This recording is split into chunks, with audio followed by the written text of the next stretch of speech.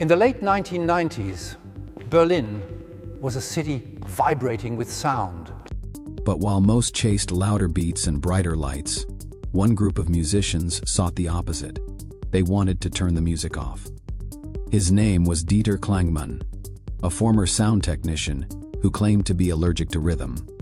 In 1996, he unplugged his mixer and started a revolution.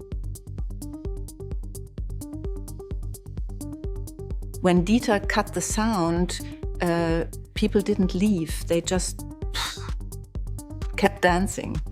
For him, it proved that rhythm didn't exist in the air corpuscles. It existed in the body.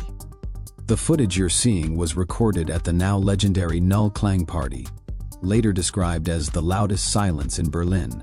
Over 200 people danced for 6 hours to nothing.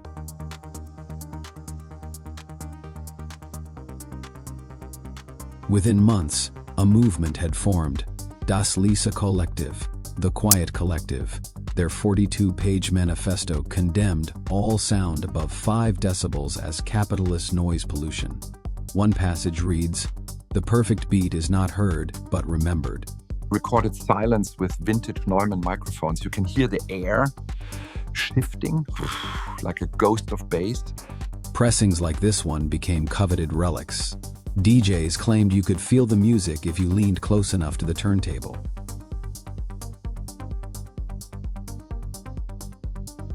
By 1999, Sub-Audible Techno had found its audience. Clubs like Club Null enforced decibel discipline. Security guards carried sound meters instead of batons. One man was removed for breathing too loudly during a breakdown. We didn't play tracks. We played expectation. If you could hear it, it was already too late.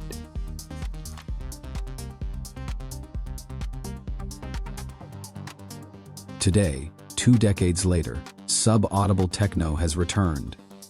Rebranded as Eco-Minimal, it's streamed to millions. The power usage, 0 watts. The carbon footprint, non-existent. The sound, still. Silence.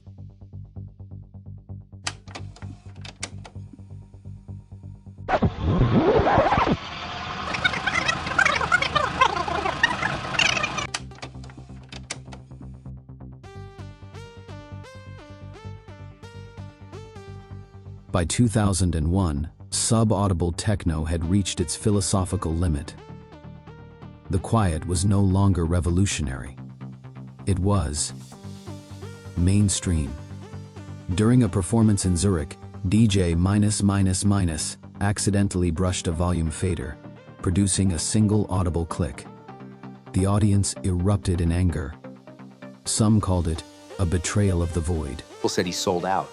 But to me, that click, it was beautiful. It was the sound of someone trying not to exist.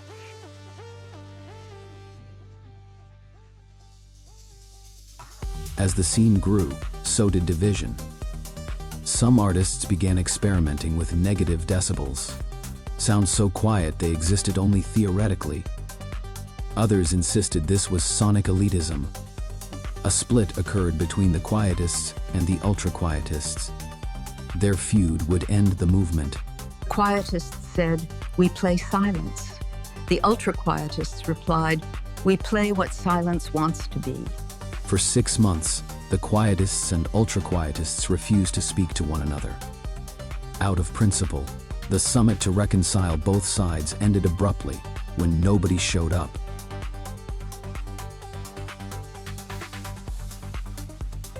On a damp February night, the faithful gathered for one last celebration. HushFest 2003. The lineup, 6 DJs, 12 hours, 0 sound. Played from midnight to noon. You could hear people's eyelashes brushing their faces. Yeah. It was transcendent. But the silence proved fragile.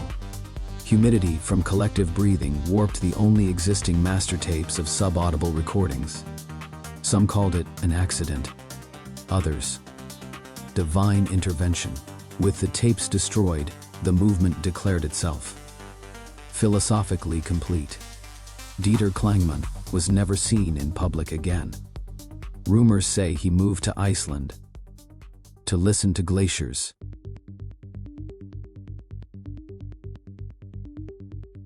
Two decades later, Sub-Audible Techno lives on. In silence. Rebranded by influencers as eco-minimal, it's celebrated for consuming no electricity, creating no sound, and producing no trace of human joy. Followers stream my sets 24/7. There's nothing to hear, so bandwidth use is minimal. It's sustainable. It's pure. In an age of noise, Sub-Audible Techno reminds us that silence too can be commodified. The quietest revolution still echoes. If you listen closely enough,